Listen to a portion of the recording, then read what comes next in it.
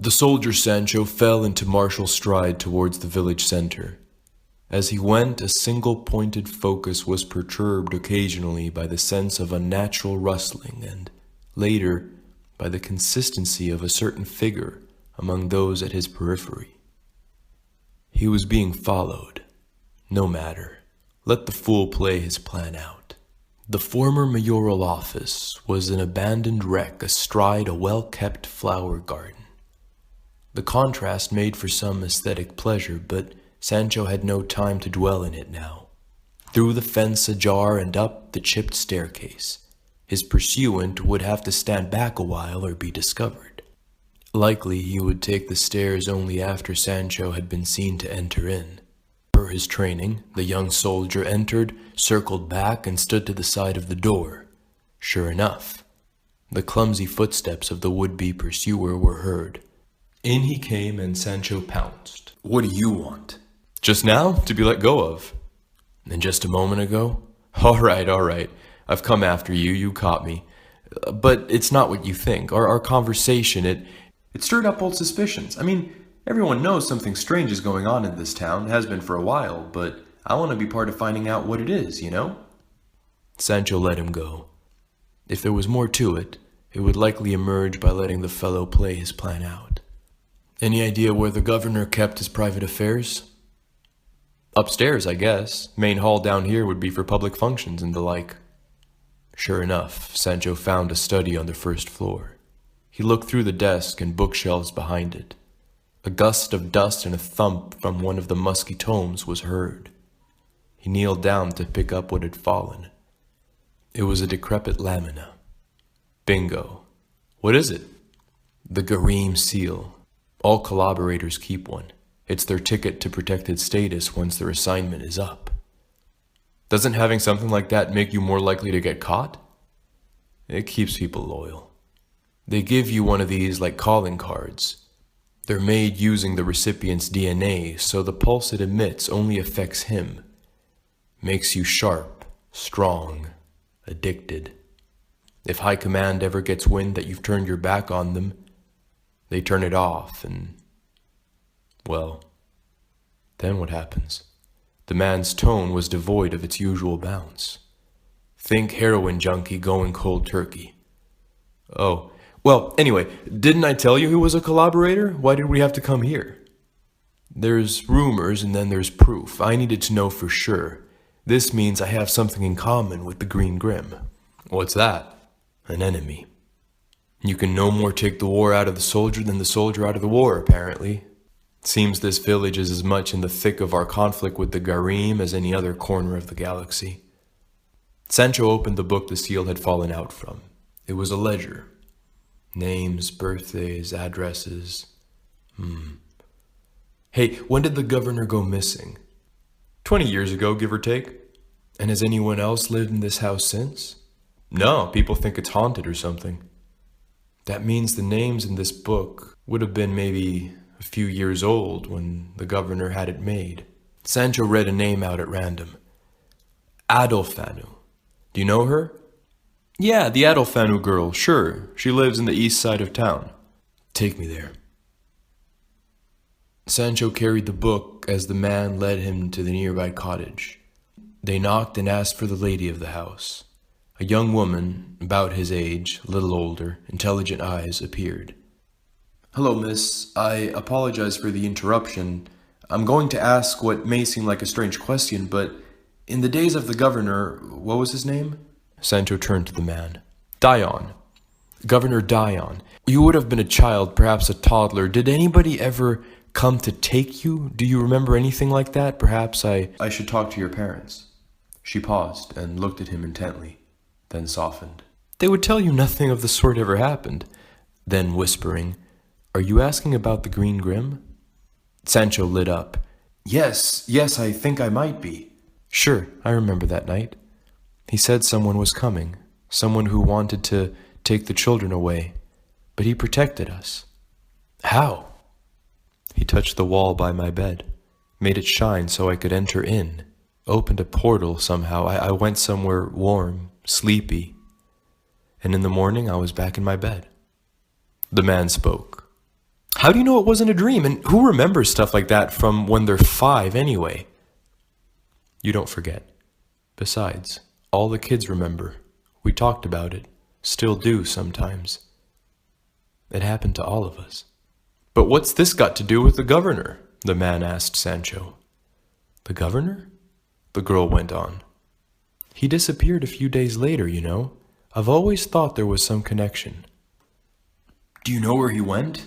This might sound bizarre, but I need to find the Green Grim, and this could be key. I think I used to know. It feels like it was in the forest somewhere. But your friend's right. It's the sort of thing you remember as if it were a dream wrapped in childhood memory. Nothing's clear. They left, thanking her for her help. How did you know to ask her all that? Because it's part of my grandmother's story. Your grandmother? They were going after the children, Sancho thought to himself.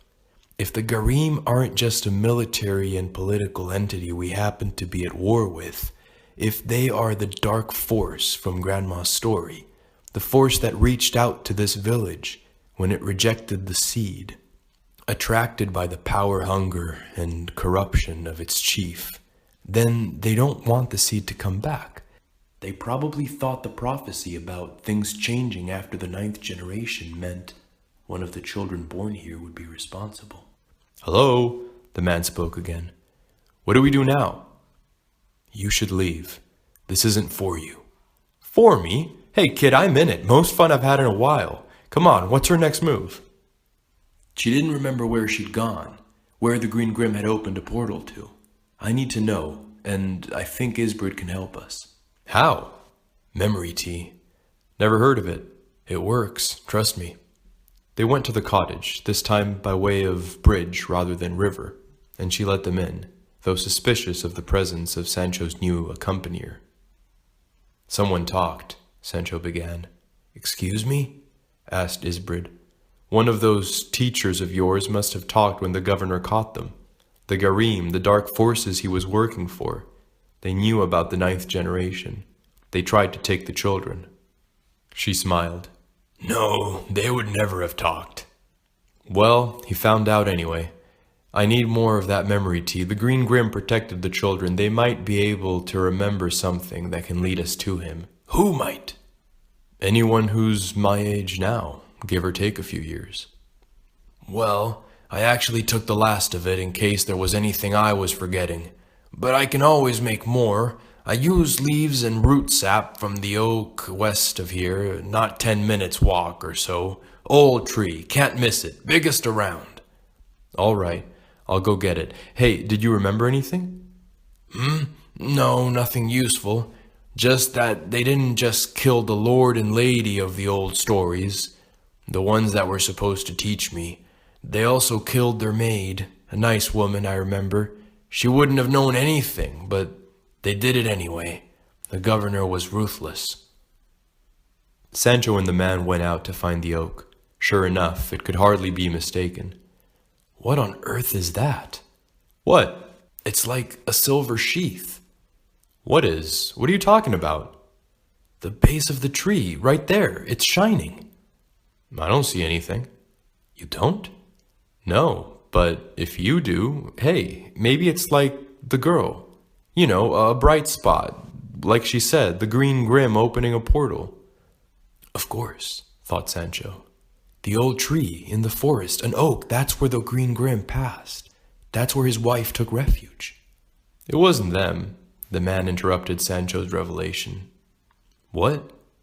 It wasn't the two, the couple. They didn't talk. Isbrid was right about that. It was their maid.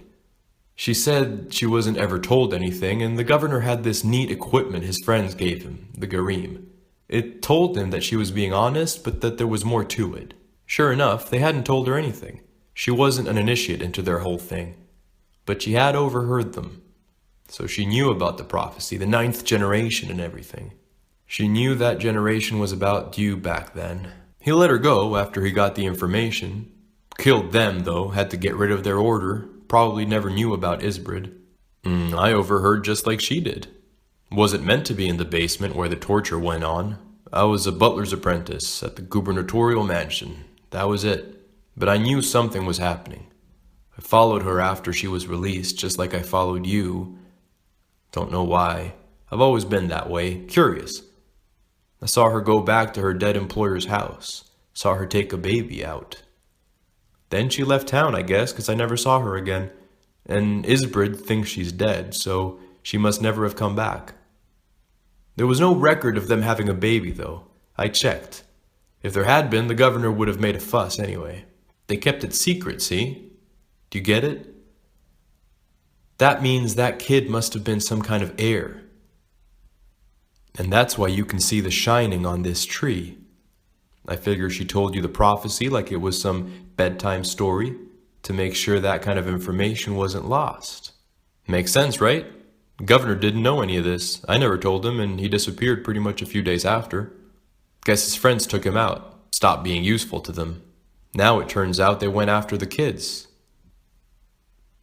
But nah, they weren't the key to any of this. They didn't matter. It was nice of the old green spook to protect them and everything. But even if the Garim had gotten to them, that wouldn't have stopped the prophecy.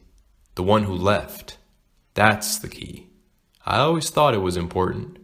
Thought it was the teacher who disappeared at first, that she'd come back, but no. No, now I think it's you. You were that baby. The man produced a gun. What on earth are you doing? I overheard something else. Garim ambassador, very hush-hush, talking to the old Dion over a radio. Want to know what they offered him? Pretty standard, really. Money, power, life extension technology, all the good stuff. I figured if I can actually deliver on stopping this prophecy, if I can keep our village hospitable to them, that deal might fall to me. How do you plan on making contact? Dion's radio, back at his place. I saw him work it before. I think technology like that can last a few decades. Sancho faced the man, hands up, pivoted enough to have his back to the old oak, made as if to surrender, and then let himself fall backward. Just as it had been described, the shining spot fell through and he went tumbling down into some other realm. He fell a while down a channel until it opened into an underground chamber. Before him was a gate above a white stone statuary of a bull, arced where both its horn protrusions met. It reminded him of Virgil's Georgics, where a sacrificial bovine invokes the apiary presence, whose buzzing, pollinating flight reignites flowers and brings the land to a quickened living course. And didn't Penelope muse of true dreams that they come by horn, where false specters proceed from ivory? Those classics had been read to Sancho by his grandmother, or whoever she had been. This was the right place. He was awake, fully and lucidly, but the substance of the mahogany and mineral of the deep chamber was soft. Not to the touch, it was robustly solid to the touch, but to the mind. It gave of itself meaning, dream associations and connections to memories, and by means of these, guided him. In this realm, one's actions could be guided by the wholesome certainty of a certain species of dream, the sort that, in another era, would have been called prophetic. He entered in and saw there his ancestor. That first father was a living ash of pollen dust, catching light in its mineral, a serene wrath. He towered with his wife returned. The hall of this holy Hades and willing Persephone suggested a fully formed aesthetic, one Sancho had never seen before, one which had not been realized in worlds above. The trunks of surface fossils were living wet wood here below. Sancho somehow perceived that they connected in some massive trunk somewhere lower down. All the world's forests, in truth, one continuous world tree, ready to shake off surface accretion and through rust swim in the sun's beaming ocean again. Their forms, like Corinthian columns, all burst in a pulsing, rocking filigree, a wooden psychedelia, every shape and every ornament overtaking its structure, in harmony. All is fire and all is logos, read a Heraclitean inscription around the room's center. A circle on the ground framing the ancient flower seed. There it was. "Why have you come?" Sancho hardly remembered. I have to find out what happened to the teacher."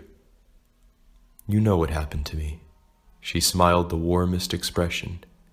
"I've come home, as have you. What you want now is something else. An answer." "Home, so it's true. Am I of you?" They nodded. "Yours is to plant the seed that was rejected. Take it to the surface. This old tree can die now. Its work, like mine, is finished. The oldest replaced by the newest.